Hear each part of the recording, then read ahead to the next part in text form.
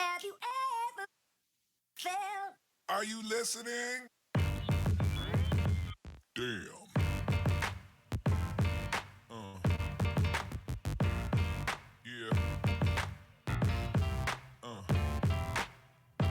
Yeah. Check. Working. Yeah.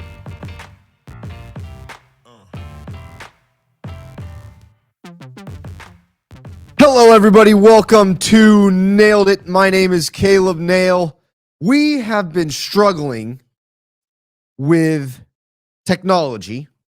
I'm going to have to speed through this one. It's going to be maybe 30 minutes because I have recorded twice and we've had technical issues and it's just a pain. I hope we can finish this. Today we are in James chapter 5, verses 1 through 6, and then we're going to talk about supporting local, whether you're in the Central Valley or elsewhere.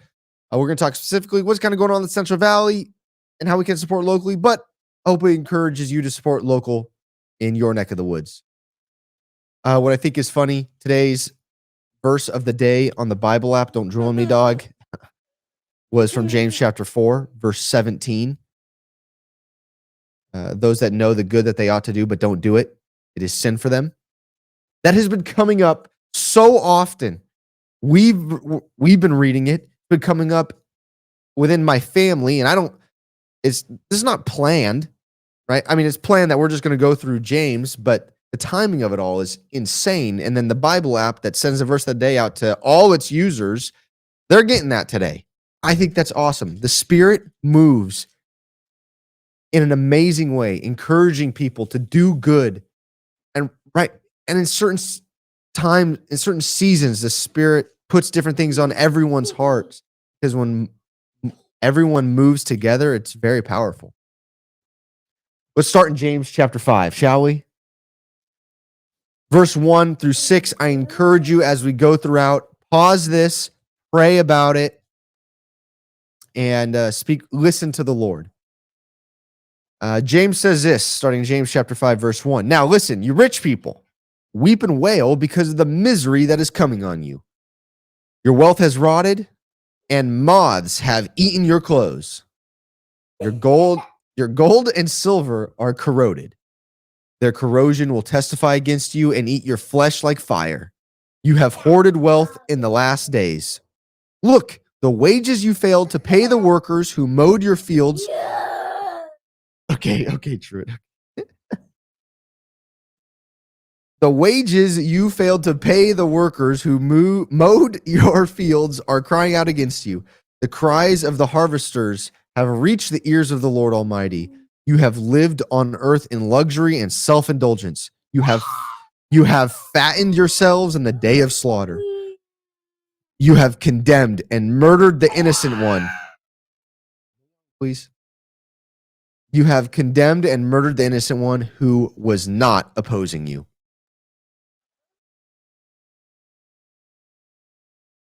I think that's tough. I think now we need to insert you may not have the most money in the United States of America, but if you live in the United States of America, we are pretty darn wealthy comparatively to the rest of the world and compared to the rest of history, right? We're the wealthiest country, most powerful country that's ever existed. We live in that country. And I would say if you live in the United States, for the most part, you're pretty wealthy. So I like to insert myself into here and humble myself, make sure I'm not living this way. I like to read everything twice. Remember, pause, go back and pray. Now, listen, you rich people, weep and wail because of the misery that is coming on you. Your wealth has rotted and moths have eaten your clothes. Your gold and silver are corroded. We cannot put our faith in material things. Where moths come and destroy, where thieves come in and steal, gold and silver corrode. Why? It's not worth it. Their corrosion will testify against you and eat your flesh like fire. You have hoarded wealth in the last days. James earlier says that what our faith looks like is providing for the widow and the orphan. That's what we need to do. Instead of hoarding our wealth, we should do that. The cries of the harvesters have reached the ears of the Lord Almighty. Look, the wages you failed to pay the workers who mowed your fields are crying out against you. The cries of the harvesters have reached the ears of the Lord Almighty. You have lived on earth in luxury and self-indulgence. You have fattened yourselves in the day of slaughter. You have condemned and murdered the innocent one who was not opposing you. Wow, my dog drooled all over me. Look, let's pay the workers what they're rightfully owed. Things have not changed. I think, well, in the United States, we have laws against those things, so it doesn't happen as often. So I would say we need to treat our workers, the people who are on our payroll, well. Treat them well. Pay them what they're owed and what you guys promised each other. Pay them that and treat them well. You have condemned and murdered the innocent one who is not opposing you. And we still see that to this day, especially the wealthy people that are in power, murdering the innocent one who is not opposing them.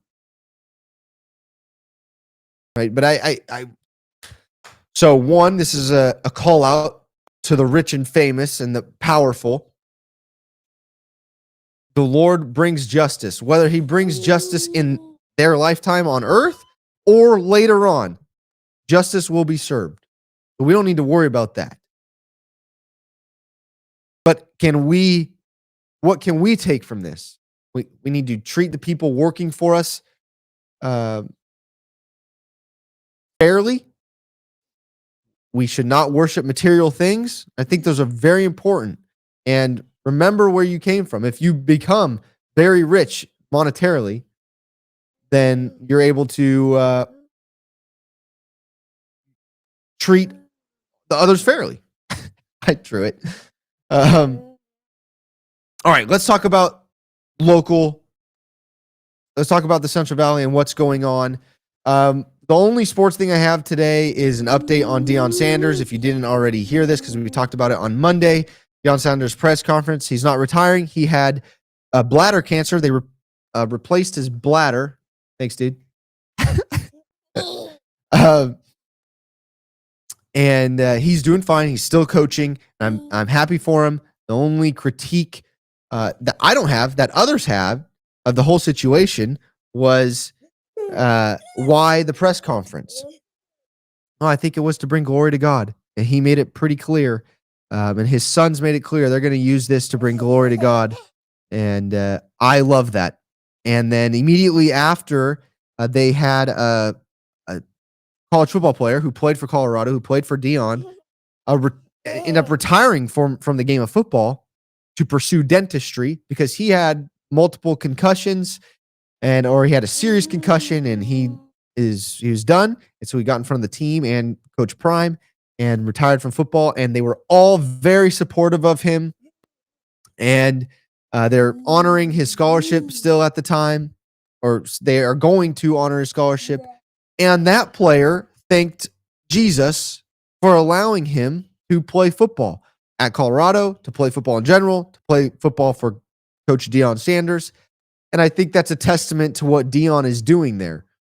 He is making sure that Jesus is at the forefront, that these guys not only, because I think it's important, as a coach, that you raise men and you teach them life lessons through athletics. And it's important that they get an education, especially if you want to be a dentist. But the most important thing is to show them Christ's love and that they know about Christ's love and what he did for us. And I think Deion's doing that.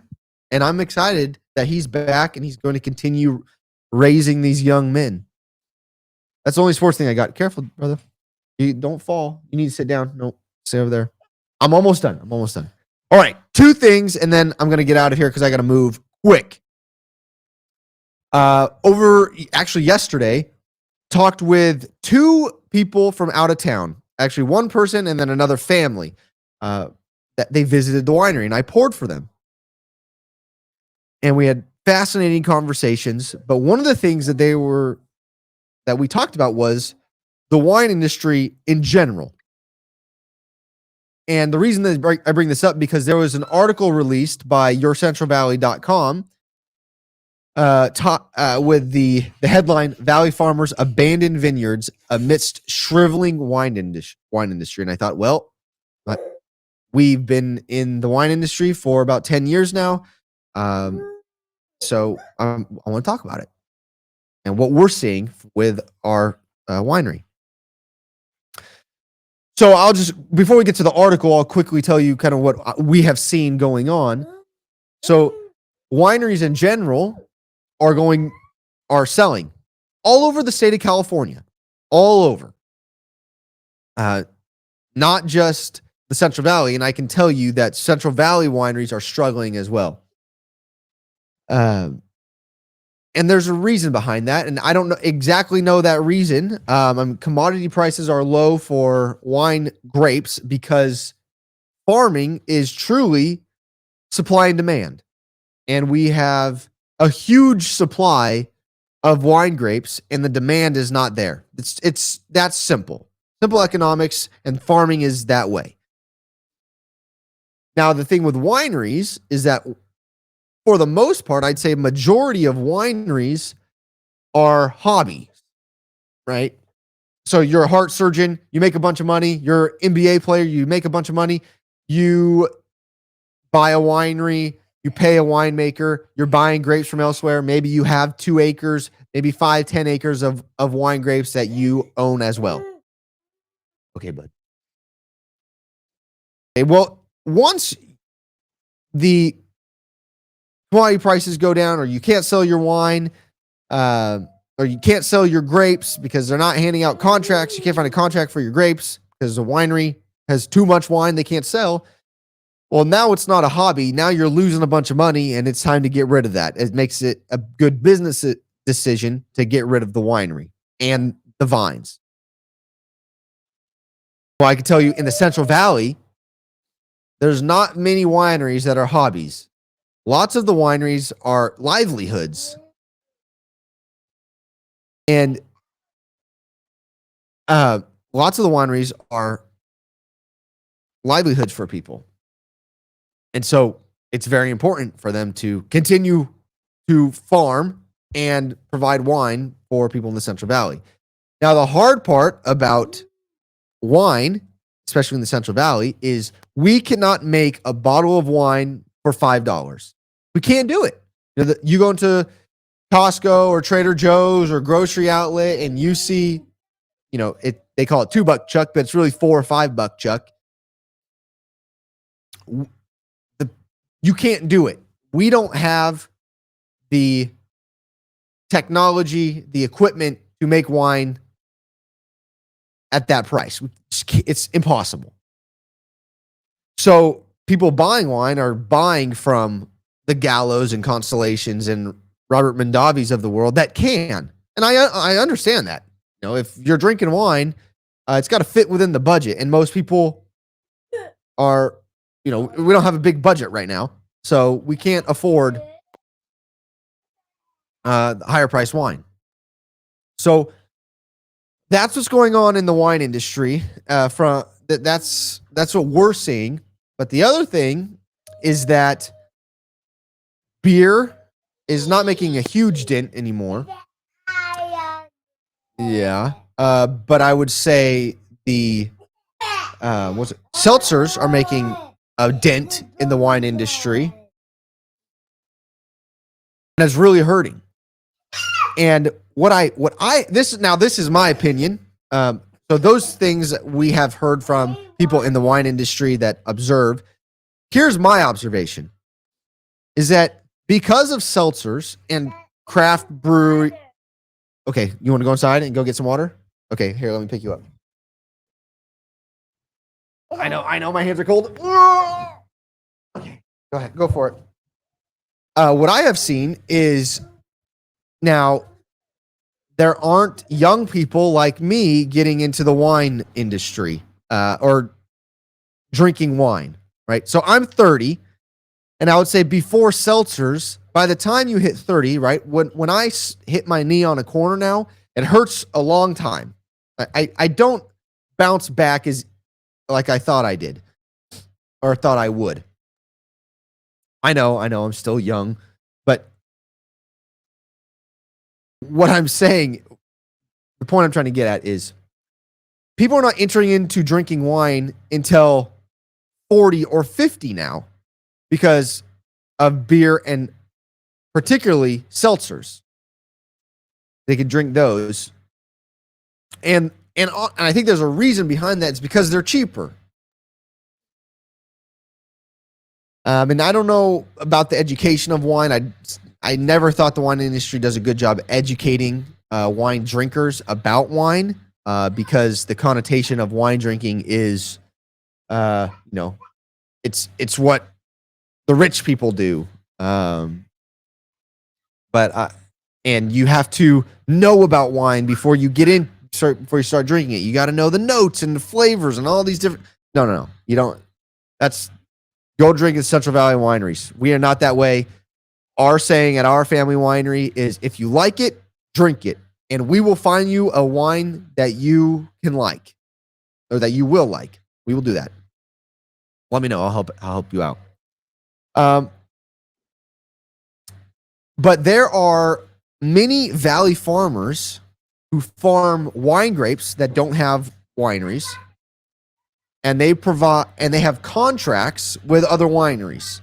The big one is Gallo. And there's other wineries. But right now, the market tonnage that we are producing is around 4 million of grapes, according to this, to the YourCentralValley.com article. I can't open it right now because I don't want to turn on my internet on my phone because I was struggling. But it's about 4 million tons of grapes is what we are producing right now in the Central Valley. But the market really only needs 3.2 million tons. So we have a surplus of grapes, right? So one, the farmer who is farming the wine grapes is not making as much money, or they can't even get a contract with a winery. And so these grapes are staying on the vine and they're not making any money.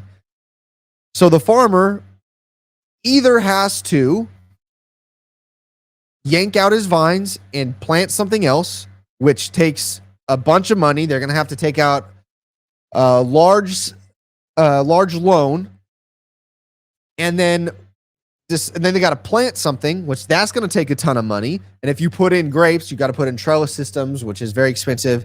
Or if you put in trees, you got to buy the trees and make sure that your irrigation is set up for that. It's very expensive. And then commodity prices across the board are down. Almonds, pistachios, stone fruit, and that's expensive. Labor is very expensive on stone fruit. So the farmer has to make a decision. Well, I'm going to take out this huge loan to yank out my vines and put in something else. What can I put in that's going to make me money? Well, nothing, because commodity prices are terrible right now. It's not worth it to me. We're just going to sell. Okay, so then they sell. Who buys? Well, the large corporate farmer or the large corporate business is going to buy, and they're going to come in and buy it. Or housing developments are going to come in and buy it. And now that changes everything, right? That changes who your neighbors are, because now your neighbor just left. Now you have an outside money. Sure, we have outside money coming in, but now you have someone from, a lawyer from LA or a doctor from the Bay Area or purchasing land. They don't live here and they don't know what's going on. They're not in the community. So how does that help the community? Right? That's what's happening right now, right? In the Central Valley. Okay. Not just grape wine farmers, but all over the farming industry in the Central Valley. And it's sad. The family farm is becoming obsolete. And I think I'm a year and a half into working in the insurance industry. I work for a family-owned agency. I sell commercial insurance. So if you own a business, let me know. I can help. I'm happy to help. I want to support local and make sure you're taken care of. But in the insurance industry, you have these agencies that are going out of business and being bought up by massive corporate agencies and the family agency that really cares about, taking care of the local businesses and local community are going by the wayside because you have people from bringing in outside money, buying it up. And sure, they provide jobs for these local people, but does the owner care about what's going on? I don't think so. Do they even know what's going on? I don't think so. Maybe they put someone that's pretty good in the community in charge. That's best case scenario. But even then, the owner isn't here. They're just looking at numbers and their margins, right? And so I titled this Central Valley Needs to Support Local is one, and next week or this Saturday is I sat down with my dad and talked to him about farming and starting a winery and his struggles on the farm and things like that. I think it's pretty good. But you'll hear more about those, about the struggles of the farmer, the successes of the farmer. But so you'll hear more about this. But I tell it Central Valley needs to support local because the Central Valley, and I bring up that's where I live. I'm born and raised here. Central Valley is a very special place. LA and San Francisco and Las Vegas, they can't compete with us because everyone is from out of town there. And it's hard to get plugged in there, right? People that move there work for big corporations. There's very little locally owned things there. Businesses like farms are businesses. They're locally owned businesses. Wineries are locally owned businesses, and we have so many in the city that we need to support. So I encourage you, and this is my frustration with my hometown, and my frustration with all the small local farm towns, is that it is almost we have priced the local business owner out of the market. We have priced them out. We cannot afford to pay a lease anymore to run a restaurant, right? Because the buildings are owned by people in LA. And it's also expensive to support local, right? Because the local person's doing their best, but they can't survive off their margin, so they got to charge more.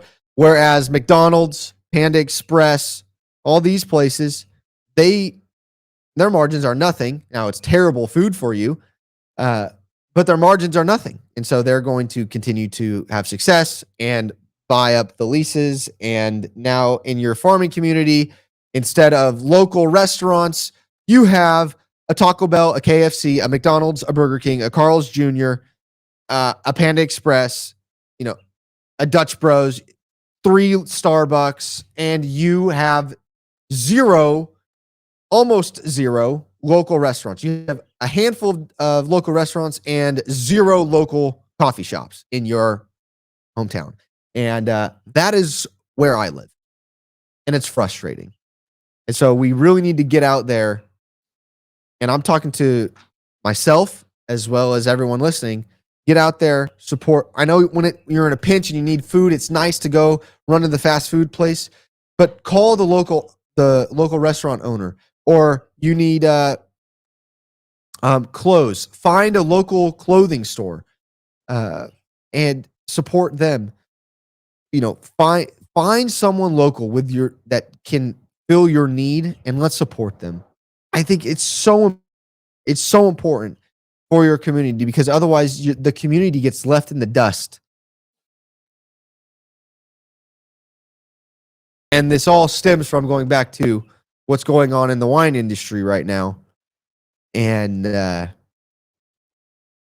it's not good. It's not good what's happening. The other thing that's going on is supporting local, and I mentioned politically, supporting local through politics. Well, Caleb, how can we what does that even look like? Well, one, I think it's important to stay up to date with what's going on locally in politics, more so than what's going on in the feds, right? It's locally, then state, then feds. And we're the opposite. We go feds, state, local, and it's hurting us. So, for example, there was an article released last week about money coming in from LA and Bay Area to support Central Valley politicians in their races, right? So it's an Orange County company, has put more than $15,000 into 2 Fresno elections. And this article is by Fresno Land, written by the company Fresno Land. They spent $15,000. This company spent $15,000, injected it into 2 Fresno elections. And in one case, they donated thousands to a PAC created to attack political opponents. Okay. So that is LA money coming in to our elections, which I don't want. They're buying our politicians. And by the way, the politician that was supported by this money had declined to comment on it. It says, actually, I'm just going to read this. Front Point Partners LLC has been represented in Front Point Partners LLC, what is the Orange County company that injected this money into these races, has been represented by well-known Fresno area political consultant Alex Tavlian, according to city documents obtained by Fresno Land. They gave $10,000. Front Point Partners gave $10,000 to a newly formed PAC last fall, which sent out misleading mailers about an opponent. The PAC, referred to as Neighborhoods for Government Integrity and Accountability Action, paid Tavlian's political consulting company, Park West Associates, to send out the mailers on its behalf. Put simply, an Orange County company that Tavlian has represented was the primary funder of a PAC that paid Tavlian's political consulting firm to send out political mailers attacking the opponent of Tavlian's client. Okay. Then we have Chavez, who serves, I believe, on Fresno County Board. After 2 months after Tavlian's political consulting company, PAC West Associates, sent out these misleading mailers, Chavez's city council office awarded a company run by Tavlian a $100,000 government contract. So Chavez was running against someone. They donated to attacking Chavez's opponent.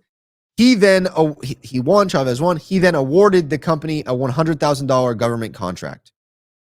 Tavlian's government consulting company, Local Government Strategic Consulting, received a $100,000 government contract from Chavez's council office in December of 2024. By then, Chavez had won his bid for county supervisor. Great. And had less than a month left in his tenure on the city council, and he granted this $100,000 government contract on his way out. And they go on to talk to, they say, experts, whatever experts means, that say, like, it can happen again. If it happened here, it's going to happen again, most likely. And it's disappointing. To me, that's disappointing. I don't like that, especially in the farming world. You know, we have the Fresno Irrigation District.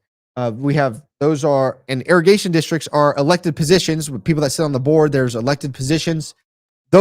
We have to keep out LA and Bay Area money. Because they could change the dynamic of who gets water in the Central Valley. In the state of California. And then we have LA coming in and giving money to county supervisors, and then county supervisors granting government contracts to these PACs. That's extremely frustrating. So we, in order to support the Central Valley, need to, one, make sure we elect the right people that don't sell us out, and two, make sure we are up to date with and educated on what's going on in the Central Valley. and what's happening, right? We do not want LA and Bay Area politics involved in the Central Valley. We do not want to be sending our money to the Bay Area or the to LA. We want our money to stay here, and we don't want to buy them. So, one, we need to support businesses locally, and two, I think we need to educate ourselves on what's going on politically and make sure that our government officials are not selling us out to Bay Area and LA politics. I think it's very important. Tell me what you guys think. This was quick. I had to run through this. Those were the two stories that I saw. I will talk to you guys Friday. Friday is overhyped, underhyped. So be on the lookout on social media to submit your topics for overhyped, underhyped. Oh, he's going pee. Perfect. Way to go, True. We're on Instagram, Caleb Nail. We're on X, Caleb_Nail. I think on Instagram, it's Caleb John 33, and on X, it's Caleb_Nail. Or you can email me, CJNail33, your topics for overhyped, underhyped. It can be whatever you want, anything. We have a good time. And then go back on Saturday. Our Saturday special was with Rick Jimenez, former Marine and current pastor of Rivergate Ministries. And this Saturday, we're talking to my dad. It was a very special conversation. Who he is a farmer and a winemaker, winery owner, and a former grad of Stanford. And what's he doing on the farm in the Central Valley? So we talked all about that and all those things. It's going to be a fun one. All right. Peace, love. Jesus loves you. See you guys later. It's hump day. Let's get over that hump. See ya.